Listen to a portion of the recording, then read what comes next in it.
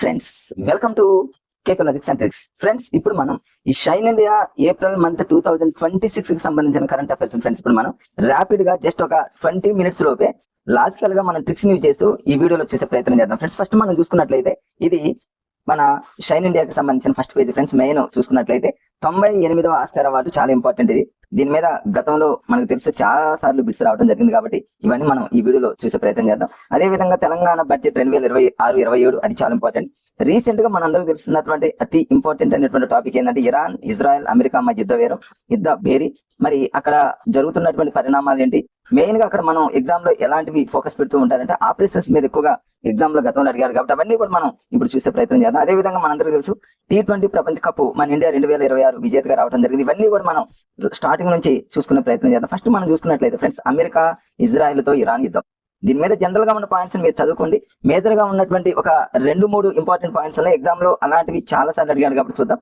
First మనం చూసుకున్నట్లయితే friends, ఇక్కడ అమెరికా అమెరికా వాళ్ళు ఆ ఆపరేషన్ కి పెట్టినటువంటి పేరు చాలా ఇంపార్టెంట్. అమెరికా పెట్టినటువంటి పేరు ఒకటి, ఇజ్రాయెల్ ఒకటి, రెండు చాలా ఇంపార్టెంట్. అదే విధంగా తర్వాత ఇరాన్ లో ఉన్నటువంటి ఆ ప్రధాన నేత చనిపోవడం జరిగింది. ఆయన పేరు ఏంటి? తర్వాత ఆయన చనిపోయిన తర్వాత మళ్ళీ ఎవరు వచ్చారు? వీటి మీద ఎగ్జామ్ లో ఎక్కువగా ఫోకస్ పెడుతూ ఉంటాడు కాబట్టి కొంచెం వాటిని మనం చూసే ప్రయత్నం చేద్దాం. ఫస్ట్ మనం చూసుకున్నట్లయితే ఫ్రెండ్స్, అమెరికా ఆపరేషన్ పెట్టిన పేరు ఏంటంటే ఫ్రెండ్స్ మనందరికీ తెలుసు, ఆపరేషన్ ఎపిక్ ఫ్యూరీ. దీన్ని ఎట్లా గుర్తుపెట్టుకోవాలి? ఎపిక్ ఫ్యూరీ అంటే మనం ఎలా గుర్తుపెట్టుకుంటారంటే పూరి అని గుర్తుపెట్టుకోండి ఫ్రెండ్స్. అమెరికా వాళ్ళకి పూరి అంటే చాలా ఇష్టం అన్నట్టు గుర్తుపెట్టుకోండి. పూరీలు బాగా తింటారని గుర్తుపెట్టుకోండి. అందుకని అమెరికా వాళ్ళు ఎపిక్ ఫ్యూరీ అంటే ఎపిక్ అంటే ఎప్పుడు పూరీలు తింటారని గుర్తుపెట్టుకోండి. ఏదో హాస్యంగా మనం గుర్తుపెట్టి రేపు ఎగ్జామ్ లో ఇలాంటివి అడిగే ఛాన్సెస్ ఉంటుంది కాబట్టి ఇలా లాజికల్ గా గుర్తుపెట్టుకోండి ఫ్రెండ్స్, కన్ఫ్యూజ్ కాకుండా. అలానే ఇజ్రాయెల్ అంటే ఇజ్రాయెల్ అంటేనేమో ఆయిల్ లాగా గుర్తుపెట్టుకోండి.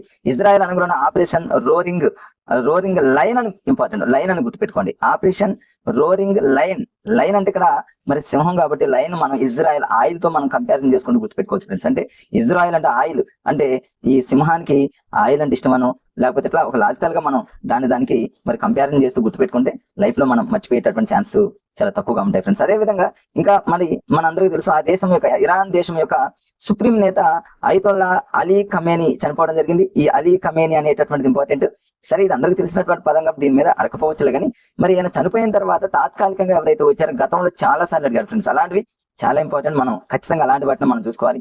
మరి చనిపోయినటువంటి వ్యక్తి జనరల్ గా అందరూ తెలుస్తుంది కాబట్టి దాని మీద అడగలే కానీ తాత్కాలికంగా వచ్చినటువంటి వ్యక్తి మాత్రం చాలా ఇంపార్టెంట్. ఆ వ్యక్తిని ఇక్కడ ఉంది చూడండి ఫ్రెండ్స్, చాలా ఇంపార్టెంట్. ఇరాన్ నూతన సుప్రీం లీడర్ గా వచ్చినటువంటి వ్యక్తి పేరు ఫ్రెండ్స్ మనం లాజికల్ గా ఎలా గుర్తుపెట్టుకుంటారంటే హుసేనీ ఖమేనీ అని గుర్తుపెట్టుకోండి. హుసేనీని ఎలా గుర్తుపెట్టుకుంటారు? హుసేనీ అంటేనేమో హుటాహుటీన వచ్చాడని గుర్తుపెట్టుకోండి ఫ్రెండ్స్. ఎప్పుడైతే అలీ ఖమేనీ చనిపోవడం జరిగిందో హుటాహుటీన అంటేనేమో వెంటనే హుటాహుటీన అనే పదాన్ని గుర్తుపెట్టుకుంటే హుసీనా ఖమేనీ అనే